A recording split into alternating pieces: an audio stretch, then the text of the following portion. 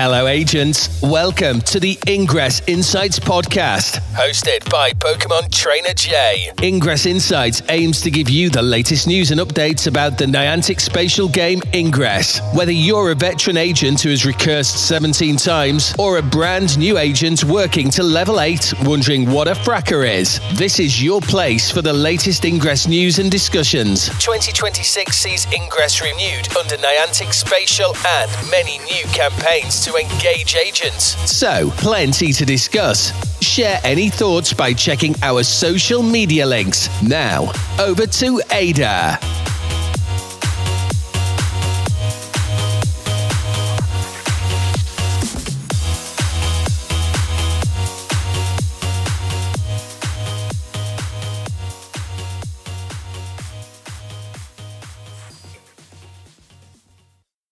Additional intel available.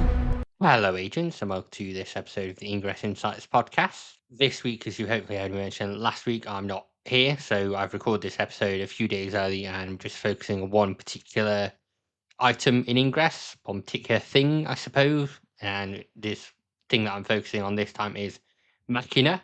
So I'm just going back and looking at when it first appeared, going through the interview that Brian Rose gave about it, and then the Machina Reclaimer badge that we got coming around.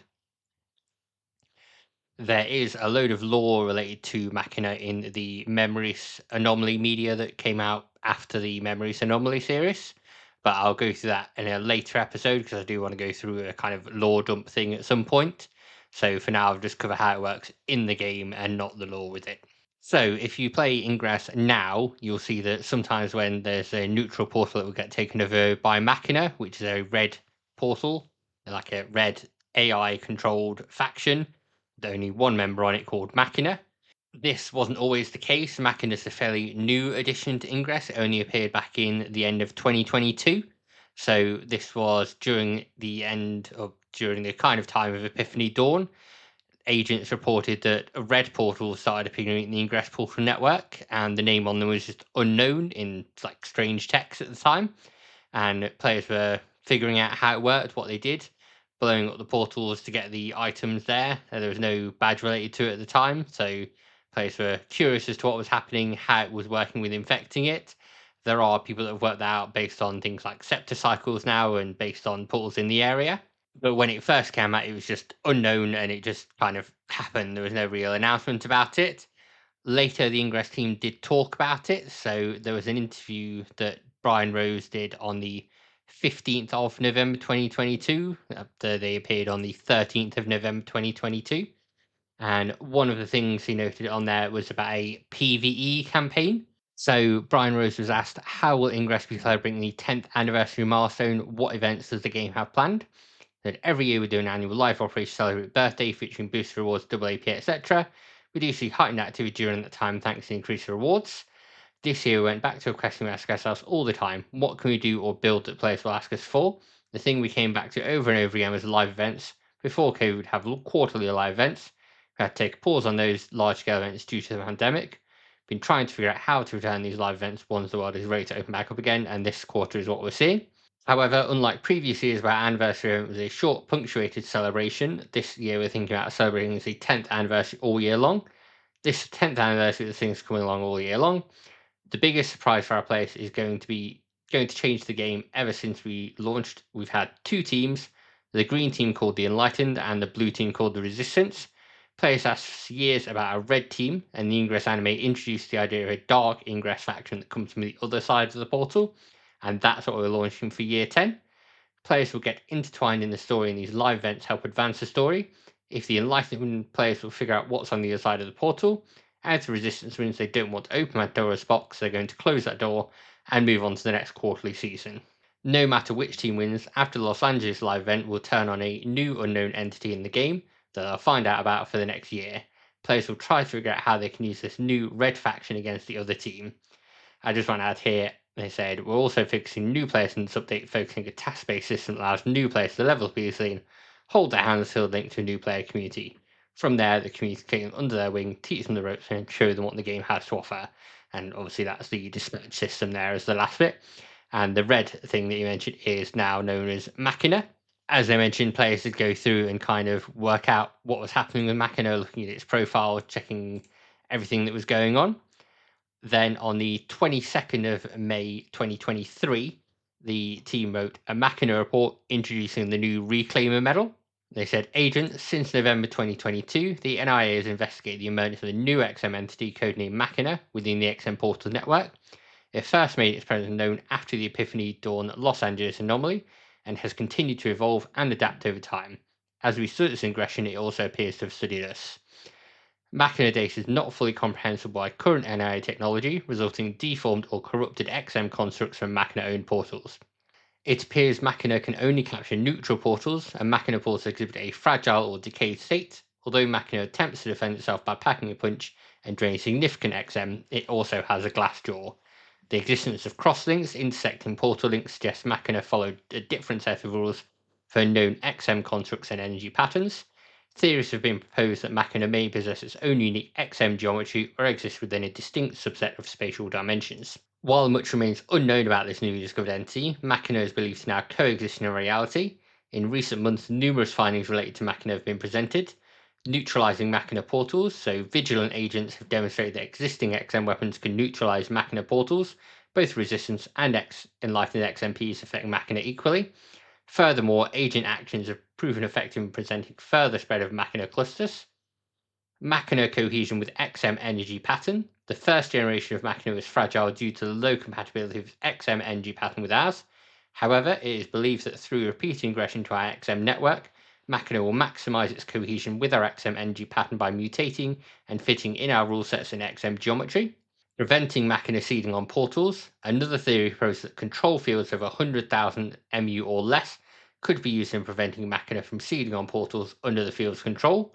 However, no field seems to prevent Machina-owned portals from assimilating nearby portals. While there is still no plausible theory on the source of Machina or how it was first introduced in the XM network, it is widely accepted that it accumulates sufficient energy to go past the barrier during the Epiphany Dawn event in Los Angeles and reach a critical mass during the Epiphany Dawn event in Yokohama. The recent investigation on MZFPK, however, put a damper on Machina spread. It is still unknown whether upcoming XM anomalies will fuel another Machina spread.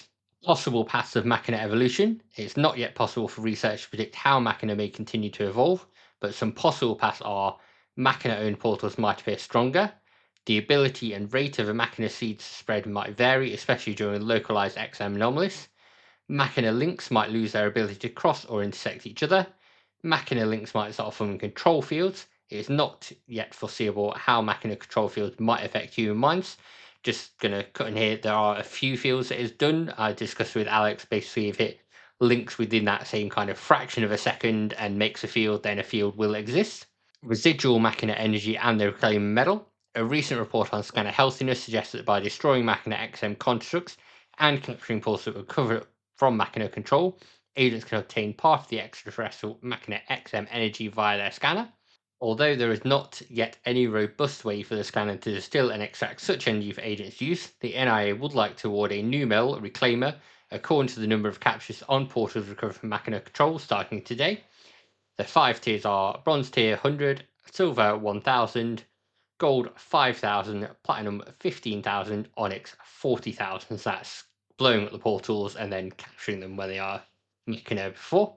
And they just send saying thank you for your continued support on the research on Machina. As I said, these red portals will appear. You can blow them up and get all the gear from them, and then you get extra AP for recapturing them, as well as a tick on your Reclaimer badge for recapturing it. Some agents really like Machina being a thing. Some agents really hate it because it will obviously occupy portals that aren't used very much. So there's lots of like things in the mountains or things in little cities that get filled with Machina. It does go away, so it cycles around in septicycles, and it will go away for a bit and then come back a bit stronger. It's not yet evolved, as they said, into like making fields intentionally or having Machina links losing their ability to cross or intersect each other. That still seems to happen. So I don't know what the team do plan to do with Machina going forward on there, but we have had it since year 10. So we've now had it going for 3 years now for Machina. It's not changed much, and I don't know how they'll plan to change it on there. but it does remain good as a little PvE thing. If you've got no other players in the area, you can still go out there, hack your portals, and blow up Machina and get some extra AP that way. So don't panic if you see the red portals. They're absolutely fine. Just go and blow them up. They don't take a lot, and you can reclaim all the goodies and get a tick on your medal that way. That's about all I've got to say about Machina in this little episode. If you've got any thoughts on it, like I say, really love it, really hate it, let me know. I can always chat about it with you and see where we want to go from there. Next week, I'll be back with a normal episode going through the news and updates that have happened since then. And obviously looking at the March schedule, because we'll be into March by then, which is crazy to think about. We've also recently passed 100 days since Recon was reactivated, so since people could review on it. So I may do a little first 100 days of Recon, see what's changed, what people think of it, what's going on there. If there's anything else you want me to cover, chat about, do let me know, and we can go from there and see what more can be discussed about Ingress. I always like to talk about things for Ingress, so absolutely fine just focusing on one particular topic or item. If I want to talk about portal shields and if you want to hear me talk about that, if you want to hear me talk about portal links, I can talk about that. As I said, that's all from me, so hope you have a great Sunday and happy hacking, agents. Thank you, agents, for listening to the latest episode of the Ingress Insights podcast. If you'd like to support the podcast, you can do that in a couple of ways. So the easiest way to support the podcast is via Patreon. So you can find at patreon.com/Ingress Insights. And there's a free tier, a $1 a month tier, whatever that is in your local currency, and a $5 a month tier. You can check out what benefits those come with on the Patreon. One other thing you can do that's totally free that helps out a lot is rating the podcast on your podcast service of choice. So where you can leave a rating or leave comments, that always helps increase visibility. And then finally, you can follow us on various social media channels. We use most of them, but the best one to follow us on now is Blue Sky. So that's just ingressinsights.bsky.social. Search for Ingress Insights on Blue Sky, you'll find us on there. Finally, sharing the podcast with friends, family, other agents who want to listen and get updates, so it helps out and helps get interviews with various Ingress people or other game related people to then increase visibility more. So anything you can do from those is great. Thanks again for listening, agents. Have a great day. Intel package transferred.